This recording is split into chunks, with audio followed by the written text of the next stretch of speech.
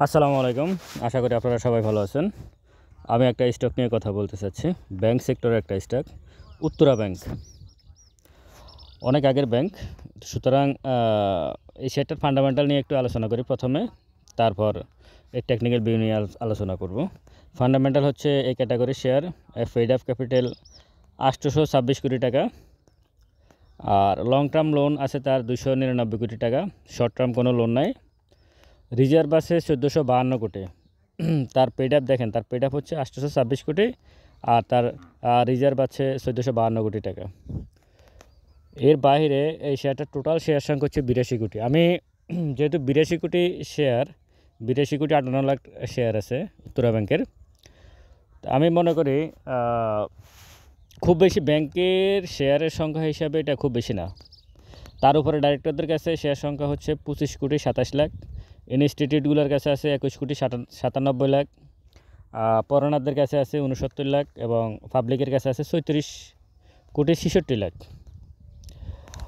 মানে খুবই সুন্দর, মানে শেয়ারগুলা সংখ্যাও কম এবং খুব ভালো ভালো জায়গায়, মানে যেটা যেভাবে থাকার ঠিক সেভাবেই আছে। মানে পাবলিকের কাছে অনেক বেশি আছে, ব্যাপারটা এমন না। আবার ইনস্টিটিউটগুলোর কাছে অনেক কম আছে, ব্যাপারটা এরকম না। ইনস্টিটিউটগুলোর কাছে 21 লক্ষ আছে, পাবলিকের কাছে 36 কোটি আছে। 21 কোটি হচ্ছে ইনস্টিটিউটগুলোর কাছে, পাবলিকের কাছে 36 কোটি। এ হচ্ছে অবস্থা। এখন আসছি উত্তরা ব্যাংকে 1 বছরে যারা বিনিয়োগ করছেন তারা অলরেডি 12% লসে আছে। আপনাদেরকে শুধু একটা কথাই স্মরণ করে দিই, সেটা হচ্ছে এত ঝড় তুফান গেল মার্কেটে, দেখেন শেয়ারটার অবস্থা কি। 1 বছর আগে এটা কি হঠাৎ করে হলো না? এটা হঠাৎ করে হয় নাই। তার ফান্ডামেন্টালি সে এত বেশি স্ট্রং, তার EPS, net operating cash flow এবং ডিভিডেন্ড পলিসি। তো সুতরাং শেয়ারটাতে 1 বছর আগে যারা আছে, এই যে ইন্ডেক্স, সে 6,500 থেকে আপনার গত 1 বছরে 5,100-তে চলে আসছে। তাও শেয়ারটাতে যারা ইনভেস্ট করছে তারা 1 বছরে 12% লসে আছে, লাভে আছে, 12% লাভে আছে। তো তাহলে সুতরাং আমি মনে করি এই ধরনের শেয়ারে ইনভেস্ট করে নিশ্চিন্তে থাকা যায়। যাই হোক, এর বাইরে কোয়ার্টার থ্রিতে তার এই পিএস আসছে 1.1 টাকা 48 পয়সা, আর নেট অপারেটিং ক্যাশ ফ্লো তার আছে 9 টাকা 68 পয়সা। সর্বশেষে 12.50% স্টক ডিভিডেন্ড দিয়েছে, 12.5% সেই স্টক ডিভিডেন্ড, 17.50%, 17.5% সে ক্যাশ ডিভিডেন্ড দিয়েছে উত্তরা ব্যাংক। মানে বোঝা যাচ্ছে তার শেয়ারের প্রাইস এখন কত, 22 টাকা। তার শেয়ারের প্রাইস 22 টাকা এবং তার ইপিএস এবং net operating cash flow positive আছে, এই মুহূর্তে পজিটিভ আছে।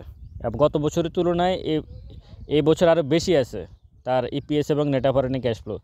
গত বছর সে 12.5% স্টক দিছে, 17.5% ক্যাশ দিছে। তাহলে এবার সে যদি 22 টাকা শেয়ারে 20% ক্যাশ এবং 20% 15%ও যদি স্টক দেয়, তা তো কোনো সমস্যা নাই। কারণ তো গতবার কম থাকার কারণেও সে এতটুকু যদি দিতে পারে, এবার তার বেশি দেওয়ার সম্ভাবনা আছে, কারণ গতবারের থেকে তার ইনকাম এবার আরও অনেক বেশি। তো সব দিক বিবেচনা করে যারা নিশ্চিন্তে বিনিয়োগ করে, যারা রিস্ক নিতে পছন্দ করেন না, টোটালি কোনো রিস্ক নিতে পছন্দ করেন না, কিন্তু জাস্ট খুব বেশি প্রফিটের দরকার নাই, প্রফিটটা একটু কম হোক, অসুবিধা নাই। কম না, আপনার কম না, এই শেয়ার এখানে পড়ে থাকবে না। এই যে আপনারা দেখতেছেন গত 3 মাস থেকে উত্তরা ব্যাংকের যে গ্রাফসটা, এই গ্রাফসটা কিন্তু একেবারে মানে কি বলবো, একই জায়গায়। উত্তরা ব্যাংকের এই ধরনের শেয়ারের গ্রাফস খুব বেশি আপ ডাউন করে না, এটা আপনাদেরকে বুঝতে হবে। খুব বেশি আপ ডাউন করে না ভালো শেয়ারগুলোর। এটা বছরে একবার দুইবারে এগুলোর প্রাইস বাড়ে। এটাকেই ধরে আসলে মার্কেটে থাকতে হবে। আমরা যেভাবে আসলে বি ক্যাটাগরি, জেড ক্যাটাগরি বা ডিভিডেন্ড দিচ্ছে না, ইপিএস কোনো কিছু নাই, হঠাৎ করে দাম বাড়ছে, আমরা হঠাৎ করে ওই মার্কেটে ওই শেয়ারে অ্যান্টি নেওয়ার চেষ্টা করি, তারপর আসলে কিছু হয় না। তো এই ধরনের শেয়ারে নিশ্চিন্তে থাকার ফর্মুলা হচ্ছে এটা। আপনার বাংলাদেশের পুঁজিবাজার, আপনাকে শুধু এটুকুই স্মরণ করে দিই যে ইন্ডেক্স 5,500-6,000 থেকে 5,000 চলে আসছে, শেয়ারটার কিছু হয় নাই। যে গত 3 মাসে তার চারটা একই জায়গায়, শেয়ার প্রাইস প্রায় একই জায়গায়, অথচ 3 মাসে কত কিছু হয়ে গেল মার্কেটে। তো যাই হোক, সব কিছু মিলিয়ে আপনারা যারা মানে নিশ্চিন্ত বিনিয়োগকারী এবং ব্যাংকের শেয়ারও কম, যারা আসলে কম ফিডএফের শেয়ারে, লো ফিডএফের শেয়ার আপনারা ইনভেস্টে যেতে চাচ্ছেন, তাদের জন্য এই শেয়ারটাতে আমি বলবো যে অনেক ভালো একটা মানে শেয়ার উত্তরা ব্যাংক। এবং তার যদি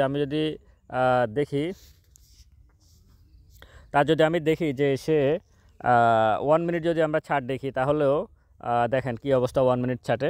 কোনোভাবেই মানে মানে অনেক ঘটনা ঘটতেছে মার্কেটে, কিন্তু ব্যাংকের 1 মিনিট ছাটে কিছুই হচ্ছে না। সর্বশেষ ওয়ার্কিং ডেজের 1 মিনিট ছাট নিচে পড়ছে, উপর উঠছে, কিন্তু ঠিকভাবেই সে কত 27 টাকা 21 টাকা 90 পয়সা পর্যন্ত আসছে।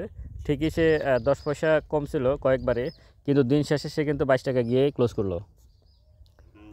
অথচ ইন্ডেক্স কিন্তু মাইনাস অনেক বেশি, ইন্ডেক্স কিন্তু প্রায় কত 45-এর মতো সম্ভবত মাইনাস হয়ে গেছে, কিন্তু সে কিন্তু তার জায়গায় ঠিকই আছে। সুতরাং আপনারা যারা ইনভেস্টমেন্ট মেন্টালিটি নিয়ে থাকতে চান, আপনাদেরকে অবশ্যই দিন শেষে ইনভেস্টমেন্ট মেন্টালিটি নিয়ে মার্কেটে থাকতে হবে।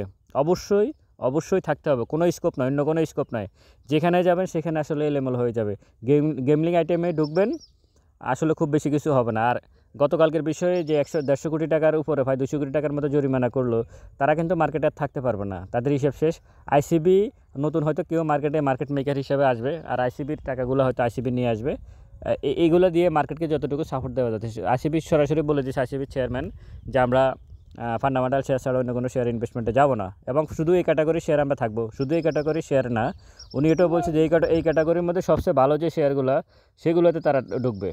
তো সব কিছু মিলিয়েই আসলে এই ধরনের শেয়ার আপনাদের থাকা উচিত। ব্যাংকের শেয়ারে এই মুহূর্তে থাকাটা আমি সেফ জন্য মনে করি, এবং ব্যাংকের শেয়ারের মধ্যে সব ব্যাংক না, ব্যাংক তো অনেক ব্যাংকে আছে, কিন্তু এই যে উত্তরা ব্যাংক অনেক স্ট্রং শেয়ার, অনেক মানে তার ডিভিডেন্ড পলিসি অনেক ধারাবাহিকতা। কখনো সে 14% ক্যাশ, 14% স্টক, 12.5% ক্যাশ, 12.5% স্টক। তো সেই দিক বিবেচনা করে এবার সে আরও ভালো করবে, আরও ভালো ডিভিডেন্ড দেওয়ার সম্ভাবনা আছে, এবং তার শেয়ার প্রাইসও আপনি যদি ক্যাপিটাল গেইনে নিতে চান সেটাও নিতে পারেন, অথবা শুধু তার ডিভিডেন্ড ডিভিডেন্ড নিলেও আপনার এটাকে কী বলে ব্যাংক এবং সঞ্চয়পত্রের সুদের যা আছে তার থেকে অনেক বেশি ভালো অবস্থায় থাকবেন আপনি। সব কিছু মিলে আপনারা ভালো থাকবেন। ভিডিওটা ভালো লাগলে শেয়ার করবেন। আসসালামু আলাইকুম।